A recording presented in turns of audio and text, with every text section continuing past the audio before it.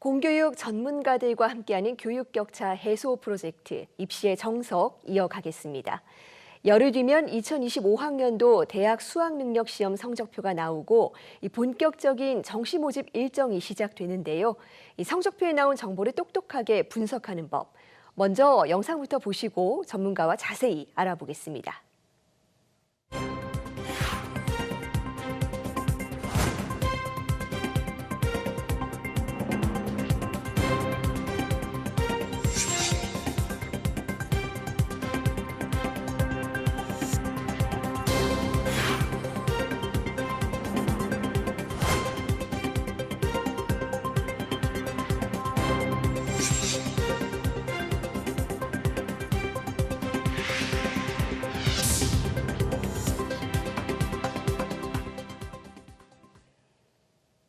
네, 경기 남양주 다산고등학교 조만기 선생님과 함께 이 수능 성적표를 어떻게 활용해야 될지 자세히 짚어봅니다. 선생님 안녕하세요. 안녕하세요. 네, 이제 열흘 뒤면 수험생들이 성적표를 드디어 받게 됩니다. 이 성적표에서 우선 관심 있게 들여다봐야 될 사항은 어떤 것들이 있을까요? 네, 수능 성적표에는 표준 점수 100분위 등급 점수가 나오게 됩니다. 따라서 모든 점수가 중요하겠지만 수시에 지원한 학생들 입장에서는 수능 최저 기준 충족 여부를 파악하는 게 가장 중요합니다. 그러면 당연히 등급 점수를 먼저 살펴봐야 되겠습니다. 반면에 정시에 지원하는 수험생 입장에서는 자신이 희망하는 대학교가 어떤 점수를 반영하는지를 살펴봐야 됩니다. 최상위권 대학교에서는 보통 표준 점수를 많이 활용합니다. 그리고 서울에 있는 여대나 경기권에 있는 상위권 가천대나 경기대 이런 라인에서는 100분위 점수를 활용하는 대학들이 늘어나고요. 그리고 일부 서울 장신이나 루터대, 평택대 이런 곳에서는 정시에서도 등급 점수를 활용하기도 합니다. 특히 탐구 영역 과목 같은 경우에서는 서울대나 서울과기대, 홍익대는 발표된 표준 점수를 그대로 활용하는데요.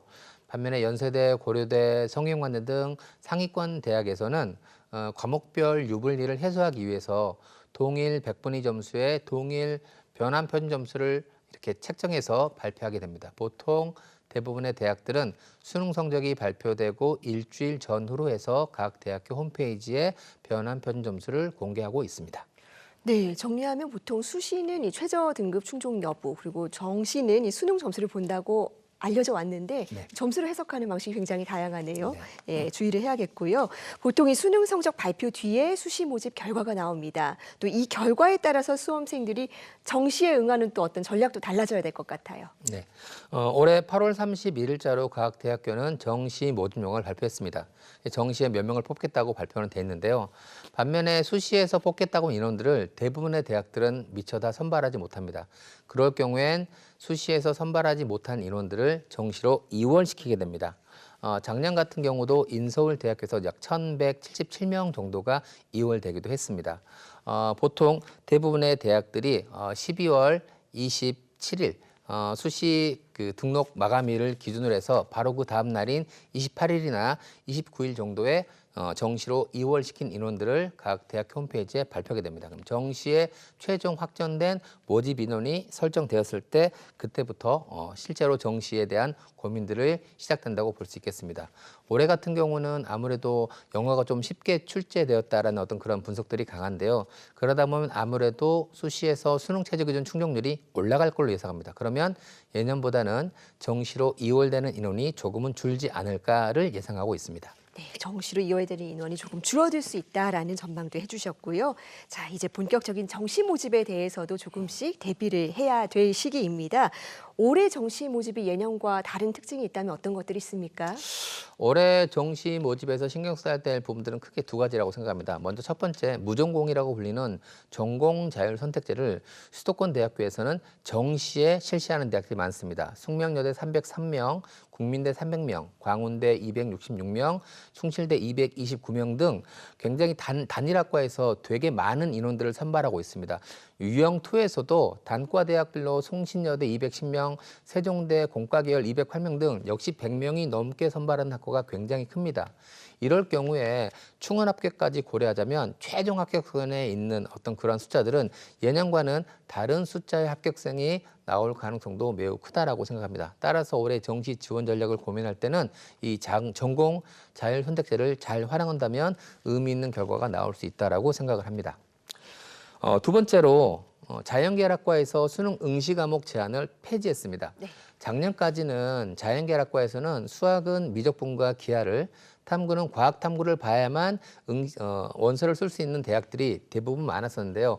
올해는 수학 같은 경우는 가톨릭대 의학계열, 서울시립대와 홍익대의 자연계열학과, 그다음에 숙명여대 수학과에서만 안 되고 나머지 다른 모든 자연계열학과는 확률과 통계로 원서를 쓸 수 있습니다. 탐구 영역 같은 경우에서도 서울대, 고려대, 홍익대 그리고 일부 의학계열과 지역 거점 국립대만 과탐을 제한하고 있고요. 나머지 대부분의 대학에서는 사회탐구 점수로 자연계열학과를 원서를 쓸 수 있게끔 바뀌었습니다. 네, 말씀해 주신 것처럼 미적분을 치르지 않았어도 그리고 사회탐구 영역에 응시를 했어도 이공계에 갈 수 있는 길이 열렸습니다. 이 상당한 변화인데 올해 정시 모집에서 어떤 전략을 고민해야 할까요? 수학 같은 경우는 원래 확률과 통계 점수가 미적분보다 불리하게 나옵니다. 네. 따라서 수학에서 확률과 통계를 응시하고 자연계열학과에 원서를 쓰는 그런 사례는 별로 없을 거라고 생각합니다. 거기에다가 대부분의 대학들은 미적분 계획 가산점까지 부여하니까 수학에서는 그러한 영향은 거의 없을 거라고 생각을 하는데요. 반면에 탐구 같은 경우는 올해 사회탐구 점수가 가채점 결과를 보자면 예년보다는 표준 점수가 높게 나오고 있습니다.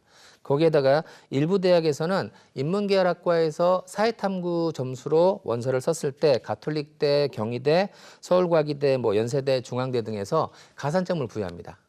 반면에 자연계열학과에서 과학탐구 영역으로 원서를 썼을 때 가산점을 부여하는 것도 굉장히 많거든요.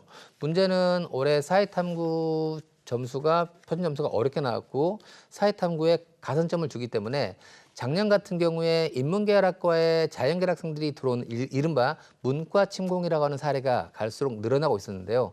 올해는 사회탐구의 표준 점수가 높게 나오고 거기에다가 인문계열학과에서 가산점까지 부여하다 보니까 그 문과 침공이라고 하는 사례가 예년보다는 줄어들 것으로 예상하고 있습니다.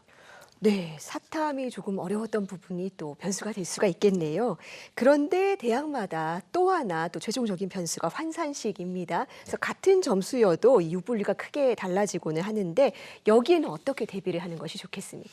보통 수능이 끝나면 바로 그 주 주말에 또는 수능 성적이 발표되면 바로 그 주말에 사교육업체에서는 대형 입시 설명회를 실시합니다. 네. 보통 거기에서는 원점수 합이나 표준점수 합으로 대학교 학과별 지원 가능 점수를 발표하게 되는데요.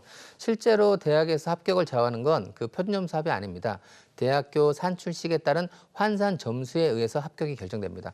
보통 소수점 둘째, 셋째 자리까지 점수가 나오게 되거든요. 따라서 본인이 희망하는 대학교의 환산 점수가 얼마인지를 아는 것도 중요하지만 그 점수가 어느 정도에 위치해 있는지를 파악하는 게 실은 굉장히 중요하다고 할 수 있겠습니다.